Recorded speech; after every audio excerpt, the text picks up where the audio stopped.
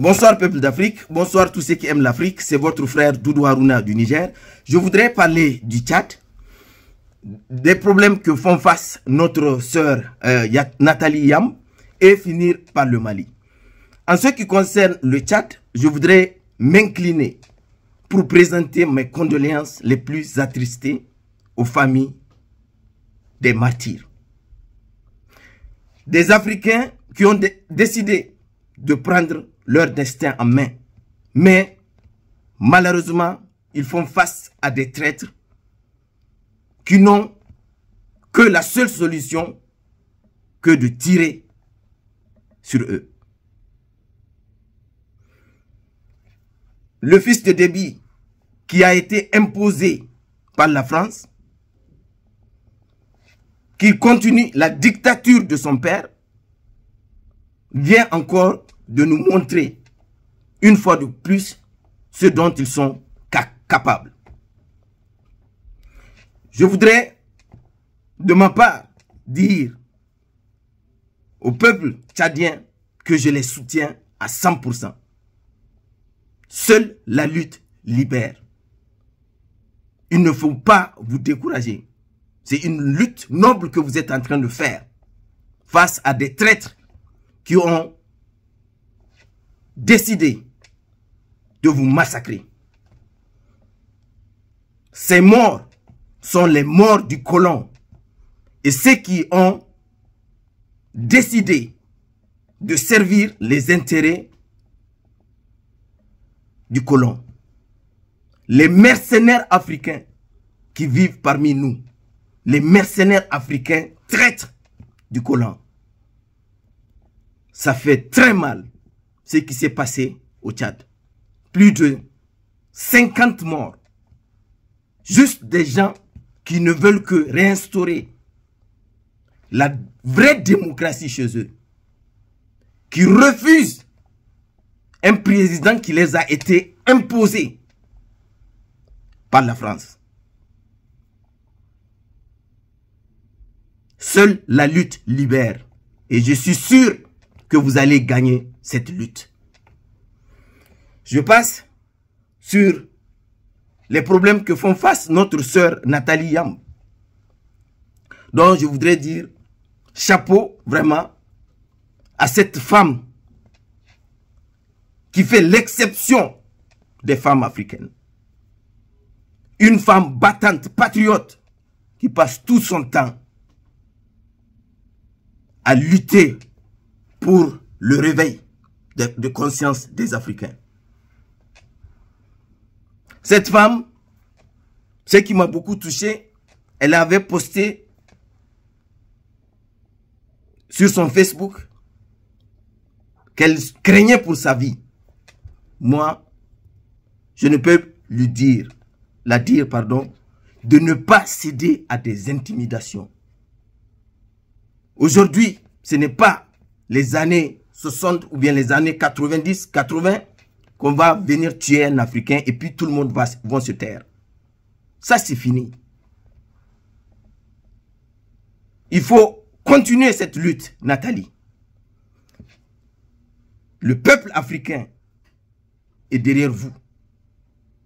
Et le peuple africain a besoin de vous. Parce que la lutte que vous faites aussi, c'est une lutte noble. Enfin, j'ai entendu que on vous a interdit de rentrer sur le territoire français. Nathalie, interdiction de rentrer sur le territoire français, ce n'est pas interdiction de rentrer au paradis. Bien que vous avez même une nationalité de la Suisse, parce que vous êtes Suissesse camerounaise, donc, qu'est-ce que vous pouvez craindre? Moi, à votre place, je n'allais même pas les ouvrir ce podium. Parce que c'est ce qu'ils voulaient. On va l'interdire, les gens vont sortir parler. Moi, à votre place, ce ne serait même pas l'objet d'un débat. Ce n'est pas une interdiction de rentrer au paradis. Il faut être fier de vous. Je finis avec le Mali, dont je vous propose de regarder cette vidéo. Le gouvernement renouvelle sa demande d'avoir une réunion spécifique du Conseil de sécurité qui lui donnera l'occasion de présenter des preuves concrètes des actes de duplicité, d'espionnage et de déstabilisation de la France à l'encontre du Mali, y compris le partage de renseignements et le largage de matériel au profit d'organisations criminelles qui sont à l'origine de l'insécurité et des violences contre les populations civiles. Populations civiles qui, mesdames et messieurs, attendent du Conseil de sécurité qu'il assume sa responsabilité principale de maintien de la paix et de la sécurité internationale. Je tiens à rétablir la vérité après les accusations mensongères et diffamatoires du gouvernement de transition malien, telles que contenues dans la lettre transmise au Conseil de sécurité le 15 août et répétées à l'instant devant ce Conseil par le ministre des Affaires étrangères du Mali. Je crois que je ne vais pas aller dans le détail pour répondre aux déclarations qui ont été faites par le représentant de la France, mais je crois que sa prise de parole justifia encore une fois la session que le Mali a demandée pour pouvoir présenter ces éléments. Parce que nous n'avons pas eu l'occasion de pouvoir présenter ces éléments. Je souhaite maintenant que la France a commencé à répondre, qu'elle donne son accord pour que nous puissions avoir cette session où, dans les plus brefs délais, l'État malien amènera à la face du Conseil de sécurité, à la face du monde, des preuves concrètes et tangibles de ce que nous mettons en avant. Il y va de la crédibilité du Mali. Le Mali n'a pas fait ces déclarations à la légère. Nous savons qu'il s'agit d'actes et de déclarations extrêmement graves pour lesquels nous mettons en jeu la responsabilité et la crédibilité de l'État malien. Donc je souhaite que la France soit maintenant porteur de cette demande pour cette réunion spéciale. Merci. Encore une fois, le Mali demande d'avoir une réunion spécifique, qu'il a des preuves que la France soutient les terroristes. Comme argument, vous avez entendu le représentant de la France qui dit que c'est faux, c'est cela. Le monsieur dit que nous avons des preuves.